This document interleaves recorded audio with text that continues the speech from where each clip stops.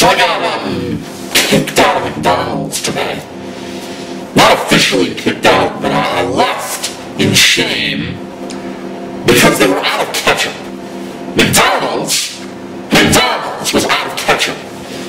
McDonald's, famous for their French fries, which most people eat with ketchup, was out of fucking ketchup. And I had fries, and I wanted some ketchup for said fries, and there was no ketchup. And I said, and I called upon the people to unite against McDonald's and fight McDonald's, and for everyone to rally around and grab their pitchforks and attack McDonald's. And the people looked at me like this. Is this guy for real? Who the fuck is... And the other people were angry. The other people were like, how dare you talk about McDonald's in this fashion? And they were just, there was this old guy who just looked at me like this.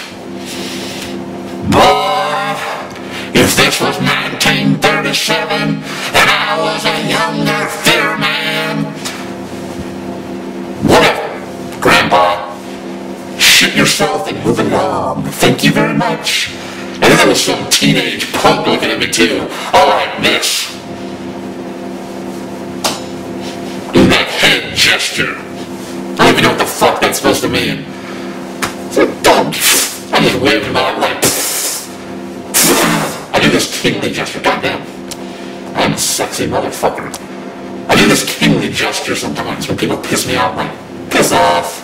Just wave them away like servants. Because that's all they deserve. They're just little props. Don't these people understand they're just props in my little magical world that only exist in my head? You're all irrelevant to me, okay? You're just props. That's all you are. Don't be looking at me like you're gonna do something, because you're not gonna do shit. Alright? Because I'm bigger than you. And even if I'm not bigger than you, even if you're some 6'7" motherfucker, you're not gonna do shit anyway. You know why? Because you're constrained. You're constrained by social norms, and I'm not.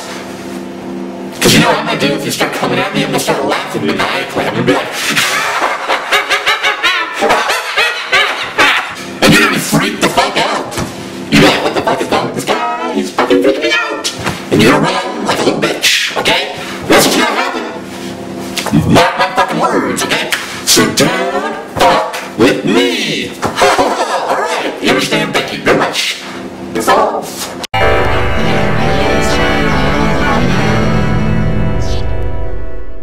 So I was in Burger King the other day, actually earlier today. Isn't that bad? When all your stories not only begin with you in a fast food restaurant, but also you can't remember whether it was today or yesterday or tomorrow. Hell, it could be tomorrow. You never know. Every day is exactly the same. I'm in a fast food place because my life has really been reduced to nothing more than boredom punctuated by benchmarks of fast food and internet pornography, and that's fine. I mean, when you consider the alternative is winding up getting married to some bitch and choking down her terrible attempts at cooking and having that substandard marital sex. I mean, I'll take masturbating to weird, deviant pornography and eating, cheap little burgers from sickly American beef stock over that shit any day. God, we live in an depressing age. Anyway, I was in there and the cook did the weirdest fucking thing I've ever seen. She was kind of weird. I mean, she was one of those people that hides behind their hair. You know what I mean? It's like they don't want you to see their eyes. And she took my order, and she had my credit card, and I had my hand out to take it back, and instead of putting it in my hand, she set it on the counter. I had my hand out, and she set it on the fucking counter! Why? What is the purpose of that? Now I gotta get the card off the counter. really wedge up under the car when you put my flat car on a flat fucking surface. I gotta fucking ease over the edge and lift it. Why would you do that? So of course, being me, I called for Rabbit's Hole. And, same result as I got when I tried to call for the revolution at McDonald's, All people stared at me all strange, and, black guy was in there, you ever listen to black guys can do with their eyes, like this wide? Their face becomes nothing but eyes, somehow, and they're always angry. See, a white person, it's impossible for a white guy to open his eyes really wide and look angry at the same time. But black guys, they can pull it off, their eyes are big and look angry, it's like, oh man, what the fuck's going on? You gotta shield yourself just from the eyes. Oh, Jesus Christ. His eyes are kicking my ass without even help from his fist. It's fucked up. Anyway, that's all I got. Tomorrow is Dear TJ, though, and all you fuckers like that. Bye. I'm an American. I like fast food. I like Wendy's. I like the fact that when you order a combo meal at Wendy's, you can get something else other than fries. I've never understood the American preoccupation with fries. Ooh, salty strips of soggy potato. Yummy! Fuck fries and fuck anyone with the last name Freeze, which is spelled the same way as fries. But as much as I like Wendy's, I've got a few problems with Wendy's. Problem number one, square burgers. What the?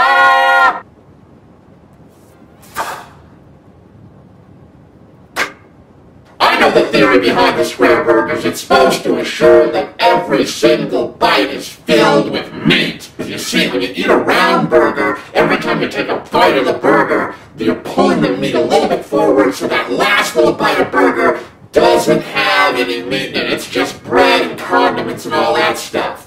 Well, boo-hoo. But the square burger doesn't really address this problem. All the square burger does is assure a less cohesive patty that falls apart as you eat it. Any honest person who eats at Wendy's can testify to the fact that their burgers fall apart. But worse than their little square dainty burgers is this sandwich that they have called the Baconator. And I don't mind bacon, and I don't mind burgers, and hell, I don't even mind when you put bacon on a burger. But to call a burger the Baconator, I mean, it's obviously supposed to be evocative of Terminator. What is it terminating? It's terminating you when you die of a heart attack at the age of 27 from actually eating the damn things. But you know what? It's not even the Baconator I have a problem with. It's the triple Baconator. You have a burger and it has one beef patty on it. That's fine. That's standard. Yummy burger. All right. You got two patties on it? That's cool. I'm a big guy. I can use a little bit more meat. I'll take a 2-patty burger. But if you put 3 patties on your burger for anything but a special occasion, you are a disgusting tub of shit. That's not even a burger anymore. It's just a mountain of meat with some bread on both sides to trick you into thinking it's a burger. And then to look at that mountain of meat and say, you know what, pile some bacon on that son of a bitch. You need help, sir. That's not good. There's something wrong with that. I object. What's Wendy's next menu item gonna be? You like the Baconator? You like the double Baconator? You like the triple Baconator? Try the new quadruple Baconator. Served in between 2 jelly donuts, covered in sprinkles and slathered with nacho cheese. It's not fast food, it's Wendy's. Instead of calling it the triple Baconator, why don't you just call it what it really is, the triple bypass? I don't even think anyone orders this. I think that Wendy's has it on their menu to make the rest of their menu look healthy by comparison.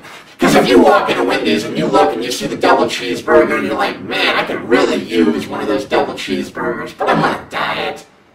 But you know what? At least I'm not getting a triple Baconator, so I guess a double cheeseburger wouldn't hurt. Very clever indeed. So I went to Wendy's and I walked up to the counter and I took out my megaphone and I said to the man operating the cash register, "Why do you need a sandwich with 3 beef patties and bacon? That is absurd! You are ridiculous! That should not be on the menu!" It was about that time dragged me out back, roughed me up, and told me that if I ever talked about Wendy's in a disparaging manner again, they were gonna cap me. But I'm pretty sure they were...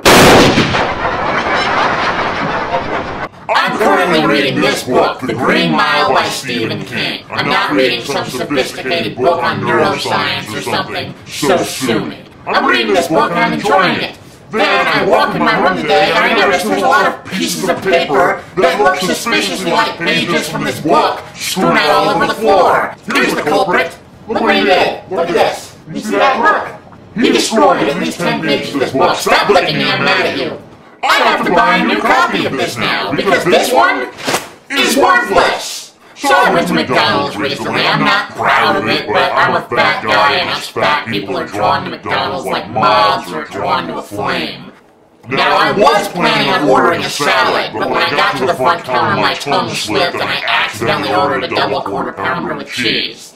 I set my food down on the table and took my cup over to the soda fountain to get some Dr. Pepper because I was in the mood for Dr. Pepper. Now there was a button on the soda machine clearly labeled Dr. Pepper. And I put my cup under it and fluid, which looked exactly like Dr. Pepper, began to come out. And I filled my cup and I put on the lid and I put a straw in it and I walked over to my table and I started eating my food. And then, you know, the salt from the fries got me a little thirsty.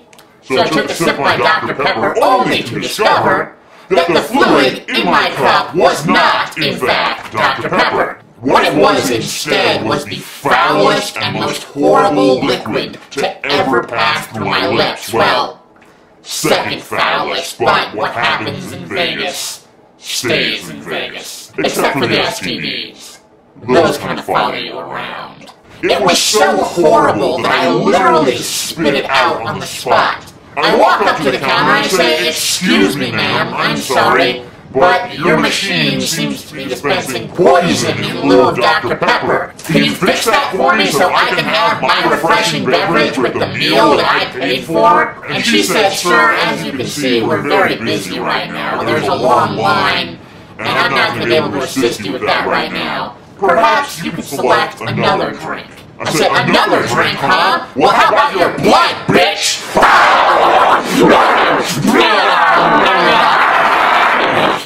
I didn't even bite her that hard. She only needed like 20 stitches. I totally missed her jugular vein. And of course, in typical corrupt corporate fashion, McDonald's banned me from their restaurant for 2 more weeks. But I've got a lawsuit pending because that girl's blood was neither cool nor refreshing. And I don't think McDonald's should fill its employees up with fluid unless we, the consumer, are meant to drink it. Whatever happened to the customer is always right, McDonald's? Huh? Huh? Huh? You're a disgrace to the food industry.